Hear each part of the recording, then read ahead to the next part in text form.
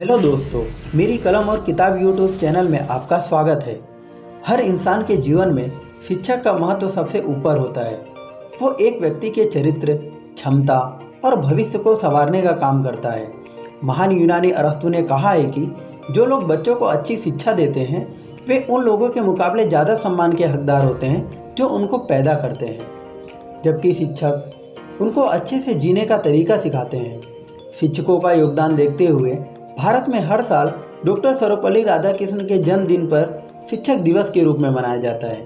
लेकिन क्या आपने कभी विचार किया है कि आखिर इनमें ऐसी क्या खासियत थी कि हम इनके जन्मदिन पर ही शिक्षक दिवस मनाते हैं?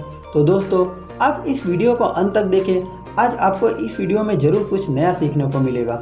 दोस्तों, ये भारतीय संस्कृति के प्रख्यात शिक्षाविद, महान दार्शनिक और एक आस्थावान हिंदू विचारक थे। इन्हीं गुणों के कारण सन 1954 में भारत सरकार ने इन्हें सर्वोच्च सम्मान भारत रत्न से सम्मानित किया था। दोस्तों, इनका जन्म चित्तूर जिले के तिरुतनी गांव के एक तेलुगु भाषी ब्राह्मण परिवार में हुआ था, जो कि वर्तमान में तमिलनाडु के तिरुवल्लुर जिले में पड़ता है। इनका जन्म स्थान एक पवित्र तीर्थ स्थल के रूप में विख्यात रहा है। इनके पिता वीरास्वामी राजस्व विभाग में काम करते थे और माता सीता अम्मा थी। पिता काफ़ी कठिनाई के साथ परिवार का निर्वहन कर रहे थे। इस कारण इन्हें बचपन में कोई विशेष सुख प्राप्त नहीं हुआ था।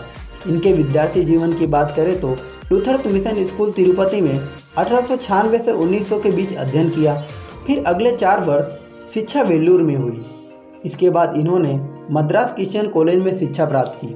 दोस्तों, इन्होंने 12 वर्ष के अध्ययन काल में बाइबल के महत्वपूर्ण अंश याद कर लिए और कम उम्र में ही स्वामी विवेकानंद और अन्य महान विचारों का भी अध्ययन किया। 1902 में मैट्रिक स्तर की परीक्षा उत्तीर्ण की। उस समय मद्रास के ब्राह्मण परिवारों में कम उम्र में ही विवाह हो जाता था। तो 8 मई 1903 को 14 वर्ष की उम्र में ही इनका विवाह शिवा कामू के साथ हो गया। 1905 में इन्होंने कला संकाय परीक्षा प्रथम श्रेणी में उत्तीर्ण की। इन्हें मनोविज्ञान, इतिहास और गणित विषय में भी विशेष रुचि थी। 1997 में कला स्नातक की उपाधि प्राप्त की और 1909 में MA किया। इनका विषय दर्शन शास्त्र ही रहा। यह पढ़ाई के साथ साथ अपनी निजी आमदनी के लिए बच्चों को ट्यूशन पढ़ाने का भी काम करते थे। इन्होंने 20 वर्ष की उम्र में एक शोध लेख भी लिखा। इन्होंने वेदों और उपनिषदों का भी गहरा अध्ययन कर लिया। हिंदी और संस्कृत भाषा में गहरी रुचि थी। डॉक्टर राधाकृष्णन समूचे विश्व को एक विद्यालय मानते थे। इनका मानना था कि शिक्षा के द्वारा ही मानव मस्तिष्क का सदुपयोग किया जा सकता है। दोस्तों, यह अपनी बुद्धि से पूर्ण व्याख्याओं, आनंददायी अभिव्यक्तियों और हल्की गुदगुदाने वाली कहानियों से छात्रों को मंत्रमुग्ध कर देते थे। यह जिस विषय को पढ़ाते थे पहले स्वयं उसका गहरा अध्ययन करते थे।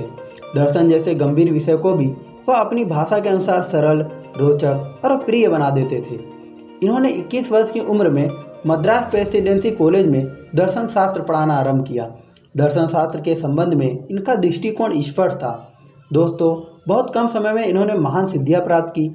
तो आइए जानते हैं। 1931 से 36 तक आंध्र विश्वविद्यालय के वाइस चांसलर, 1936 से 52 तक ऑक्सफोर्ड विश्वविद्यालय में प्राध्यापक रहे। 1937 से 41 तक जॉर्ज पंचम कॉलेज के प्रोफेसर, 1939 से 48 तक काशी हिंदू विश्वविद्यालय के चांसलर और 1953 से 62 तक दिल्ली विश्वविद्यालय के चांसलर रहे। दोस्तों, इतनी महान उपलब्धियों के बाद 1946 में यूनेस्को में भारतीय प्रतिनिधि के रूप में अपनी उपस्थिति दर्ज कराई।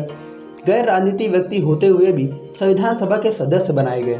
1952 में नेहरू जी ने उपराष्ट्रपति पद हेतु डॉक्टर राधाकृष्णन का चयन करके लोगों को चौंका दिया और उनका चयन भी सार्थक सिद्ध हुआ, क्योंकि उपराष्ट्रपति के रूप में एक गैर राजनीतिक व्यक्ति ने सभी राजनीतियों को प्रभावित किया। संसद की सभी सदस्यों ने उन्हें उनके कार्य व्यवहार के लिए काफ़ी सराहा। दोस्तों, इनकी सादस्यता, दृढ़ता और विनोदी स्वभाव को लोग आज भी याद करते हैं। और 5 सितंबर के दिन भारत सरकार द्वारा श्रेष्ठ शिक्षकों को पुरस्कार भी प्रदान किया जाता है। तो दोस्तों, उम्मीद है इस वीडियो से आपको कुछ नया सीखने को मिला होगा। वीडियो पसंद आई हो तो शेयर एंड सब्सक्राइब करें और लाइक करना ना भूलें। दोस्तों, अपना कीमती समय देने के लिए बहुत बहुत धन्यवाद।